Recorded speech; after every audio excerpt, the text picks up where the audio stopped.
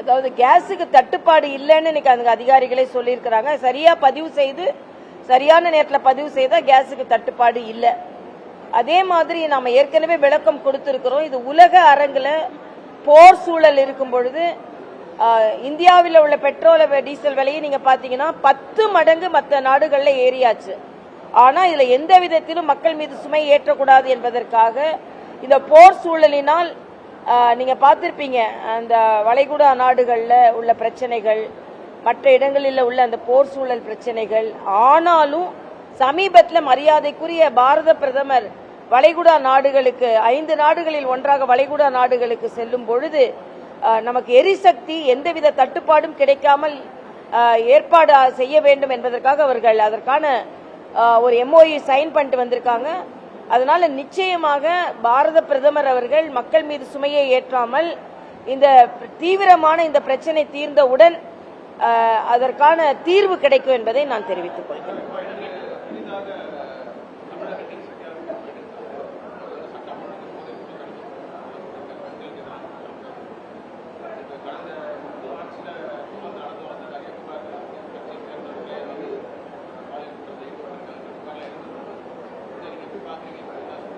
இது ரொம்ப வருத்தம் அளிக்கக்கூடியதாக இருக்கு. நேற்று கூட பாத்தீங்கன்னா திருவண்ணாமலையில் கிரிவலம் அங்க போன ஒரு பெண் பாதிக்கப்பட்டிருக்கிறார்கள். சொந்த கட்சியினால தாவேக கட்சியை சார்ந்தவர்களாலே பெண்கள் பாதிக்கப்பட்டிருக்கிறார்கள். தண்டையார்பேட்டில் கிருஷ்ணா என்ற சகோதரர் கஞ்சா விற்பனையை தடுத்ததற்காக கொலை செய்யப்பட்டிருக்கிறார். பார்ல நடனமாடிய ஒரு பெண் கோயம்பேடுல கொலை செய்யப்பட்டிருக்கிறார். ஆக நமக்கு இது ரொம்ப அச்சுறுத்தக்கூடியதாக இருக்கிறது. ஏதோ நாங்க இப்பதான் வந்தோம் அப்படின்னு சொல்றதுல எந்தவித எக்ஸ்கியூஸும் கிடையாது. இன்னைக்கு டிஜிபி பொறுப்பேற்று இருப்பவர் இரும்பு கரம் கொண்டு அடக்குவார் என்று நான் நினைக்கிறேன். ஆனா முதலமைச்சர் அறிவித்த சிங்கப்பெண் படை எப்பொழுது பணியாற்ற ஆரம்பிக்கும், அதன் பணிகள் என்ன, ஒரு தெளிவான நிலை இல்லை. அதே மாதிரிதான் டாஸ்மாக் கடைகள், எந்தெந்த கடைகளை மூடணும்னு முடிவு செஞ்சீங்க, எந்தெந்த கடைகள் மூடப்பட்டு இருக்கிறது, எந்தெந்த கடைகளை இன்னும் மூடணும் அப்படின்ற தெளிவும் இல்லை. புகார் பெட்டி ஒன்று வைக்கப்பட்டிருக்கிறது என்று கேள்விப்படுகிறேன்.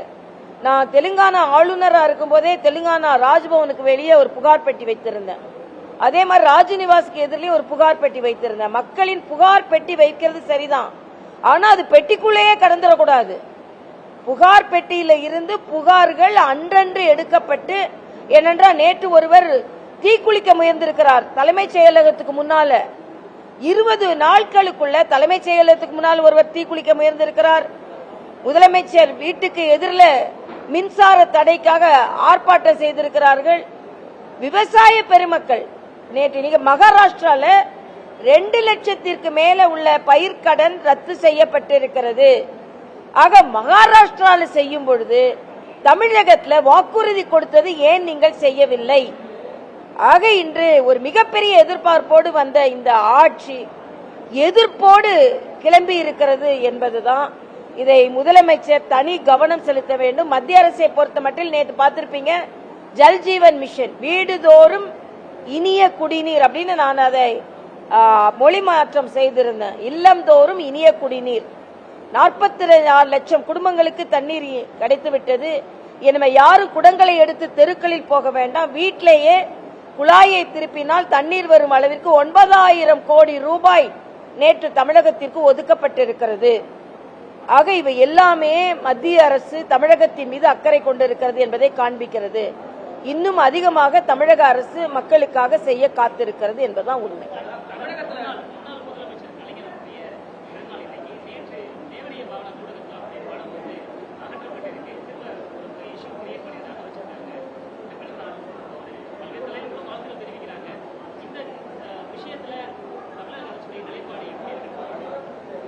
இல்ல அது என்னன்னு விசாரிக்கணும். ஏன்னா எல்லா இடங்களிலும் முன்னாள் முதலமைச்சர்களின் படம் நீக்கப்பட்டு முதலமைச்சரின் படம் வைக்கப்பட்டிருக்கிறது. ஆனால் நூலகம் என்று வரும்பொழுது அதில் அதிக கவனம் செலுத்த வேண்டும். எல்லா முதலமைச்சர்கள் படமும் என்ன கேட்டா இருக்கணும், எல்லா படிப்பாளிகள் படமும் இருக்கணும். அதனால இந்த அரசு எல்லோருக்கும் மரியாதை கொடுக்க வேண்டும். இதுல இந்த படங்களை எடுக்கிறது, படங்களை வைக்கிறது, இதுலதான் அதிக கவனம் செலுத்த வேண்டும் என்பது இல்லை. அதனால முதலமைச்சர் இதில் அதிக கவனம் செலுத்த வேண்டும் என்று என்னை கேட்டுக்கொள்கிறேன்.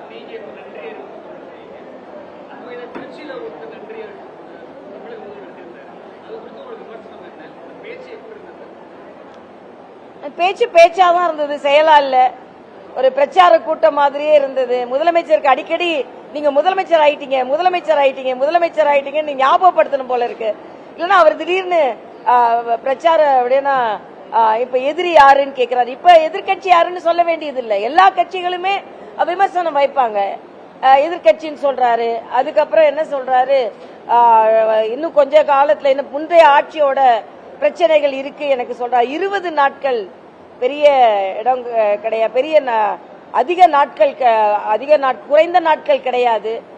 ஆக அவருக்கு இன்னும் அதிகாரத்துல வந்ததற்கு பின்பு முதலமைச்சராக பணியாற்றுவதற்கான சூழ்நிலை கிடைத்த பின்பு முதலமைச்சராக பணியாற்றுகிறாரா என்று நமக்கு தெரியல. ஒருவேளை டைரக்டர் ஒருத்தர் சொல்லணும் போல இருக்கு, நீங்க முதலமைச்சர் ஆயிட்டீங்க அதனால முதலமைச்சர் மாதிரி நடந்து கொள்ளுங்க என்று. இது கொஞ்சம் வருத்தமா தான் இருக்கு. இன்னும் கொஞ்சம் பிக்கப் பண்ணிடுவாரு அப்படின்னு நினைக்கிறேன். இல்ல, அது நம்ம பாடி லாங்குவேஜ் நம்ம பார்த்தோம், அது எப்படி இருந்ததுன்னு பார்த்தோம். அதனாலதான் நாங்க சொல்றோம், முதலமைச்சர் ஆனதற்கு பின்பு உங்க லாங்குவேஜையும் மாத்தணும், உங்க பாடி லாங்குவேஜையும் மாத்தணும். உங்க லாங்குவேஜும் மாறல, பாடி லாங்குவேஜும் மாறல அப்படின்னா நீங்க இன்னும் பிரச்சார மூடுலே இருக்கீங்களா அப்படின்றது. முதலமைச்சருக்கு ஒரு ஆலோசகர்கள் எப்படி இருக்கிறாங்கன்னு எனக்கு தெரியல. அதனால நீங்க இப்போ ஆலோசகர்கள் வச்சுக்கணும். கிளாப் அடிச்சா சொல்றது இல்ல, இப்போ கிளாப் பண்ணாலும் சொல்றது இல்ல. ஆலோசகர் இருந்து அதற்கான அட்வைஸோட நடந்து கொள்வது நல்லது என்பது எனது கருத்து. அதனால கிளாப் அடிச்சு வசனம் சொல்ல ஆரம்பித்த முதலமைச்சர், கிளாப்புகளை வாங்கி வசனம் சொல்ல ஆரம்பித்த முதலமைச்சர், இன்னும் முதலமைச்சர் அந்த என்ன ஓட்டத்துல இருந்து கிளாப் அடிச்சாதான் நம்ம பேசணும், கிளாப் அடிச்சாதான் நம்ம பேசணும் அப்படின்ற நிலையிலிருந்து உண்மையான பிரச்சனைகள் தமிழகத்தில் இருப்பதற்கு இதற்கு நான் என்ன தீர்வு வைத்திருக்கிறேன், இதற்கு நான் என்ன தீர்வு வைத்திருக்கிறேன் என்று சொல்வதுதான் சரியாக இருக்கும் என்பது எனது கருத்து.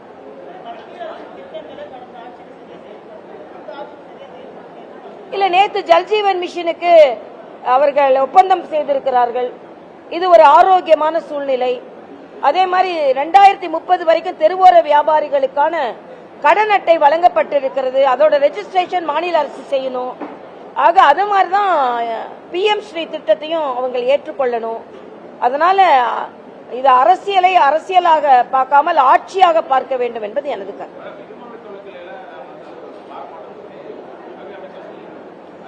கல்வி அமைச்சர் சொல்லியிருக்காரு, இப்ப எல்லாருமே அதற்கான வேண்டுகோளை வைக்கிறோம். உச்ச நீதிமன்றமே சொல்லி இருக்கிறது, இது பெடரல் சிஸ்டத்துக்கு எந்த பாதிப்பும் இல்ல. எல்லாரும் என்ன சொன்னாங்கன்னா, சென்ற ஆட்சியும் சரி இவங்களும் என்ன சரி, 3 மொழி என்பது மாநில அதிகாரத்திற்கு எதிரானதுன்னு சொன்னாங்க. உச்ச நீதிமன்றம் தெளிவாக சொல்லிவிட்டது, இது மாநில அதிகாரத்திற்கு எதிரானது அல்ல. அடிப்படை கட்டமைப்போடு நீங்க 3 மொழியை சொல்லிக் கொடுங்கள் என்று சொல்கிறார்கள். ஆக இதுல கட்டமைப்பை மேம்படுத்தி 3 மொழிகளை அவர்கள் விருப்பப்படி, இதுல மறுபடியும் சொல்றேன், மாணவர்களின் விருப்பப்படி கற்றுக்கொள்ள வேண்டும் என்பதான் நம்ம சொல்றோம். எங்கேயுமே அழுத்தம் இல்லை என்பது எனது கருத்து. அதோட இன்னைக்கு உயர்நீதிமன்றம் ஒரு கருத்தை சொல்லி இருக்கிறார்கள்.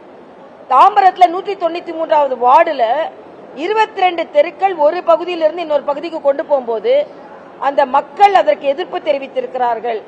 அதை பற்றி சொல்லும்போது நேற்று நீதிபதி என்ன சொல்லியிருக்கிறாருன்னா, தமிழக அரசுல அதிகாரிகள் எவ்வளவு கலெக்ஷன் போகலாம், எவ்வளவு லஞ்சம் வாங்கலாம், அப்படிதான் அவங்க எண்ணம் இருக்கிறதே தவிர செயலாற்றுவதில் அவர்கள் எண்ணம் இல்லை என்று உயர்நீதிமன்ற நீதிபதி தமிழக அதிகாரிகளை பற்றி சொல்லி இருக்கிறார்.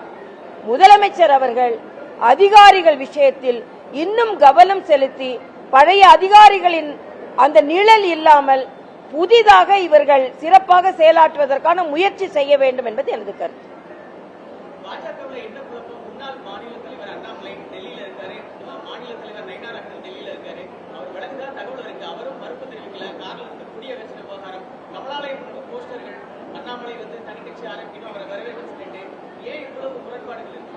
ஒரு முரண்பாடும் இல்ல. கட்சி ஏற்கனவே நாங்க வாக்கு சதவீதத்திலும் பெரிய பின்னடைவு இல்லை. அதே வாக்கு சதவீதத்தை ஏற்கனவே நாங்கள் பெற்றிருக்கிறோம். கோர் கமிட்டியில் உள்ள தலைவர்கள் எல்லோரும் தமிழகம் முழுவதும் சுற்றுப்பயணம் செய்தோம். எல்லா தொண்டர்களையும் சந்தித்தோம். நான் பாஜக தொண்டர்களை வணங்குவதற்கு காரணம், இவ்வளவு தோல்விக்கு பிறகும் என் கட்சியை நான் விட்டு கொடுக்க மாட்டேன், என் பகுதியில் நான் கட்சியை வளர்த்தே ஆவேன் என்று அவர்கள் வந்து அவர்கள் எங்களோடு பேசியது உண்மையிலேயே பாஜகவின் தொண்டர்கள் நிலையாக இருக்கிறார்கள். பாஜகவின் வளர்ச்சியில் அவர்கள் அக்கறை கொண்டிருக்கிறார்கள். இந்த பின்னடைவு கொஞ்சம் பாதிக்கலாம், ஆனா அது எந்த விதத்திலும் கட்சி வளர்ச்சியை பாதித்து விடாது. அதனால தமிழகம் முழுவதும் நாங்கள் சுற்றுப்பயணம் செய்தவர்கள், கட்சியில் உள்ள தொண்டர்கள் உறுதியாக இருக்கிறார்கள், கட்சியை வளர்ப்பதில் உறுதியாக இருக்கிறார்கள், கொள்கை பிடிப்பில் உறுதியாக இருக்கிறார்கள் என்பதை தெளிவாக நாங்கள் இங்கு சொல்கிறோம். நிச்சயமாக கட்சி மீண்டலும். மற்றபடி மற்ற கருத்துக்களுக்கு நான் பதில் சொல்ல விரும்பல. வேற என்னப்பா கேள்வி? அவ்வளவுதானே.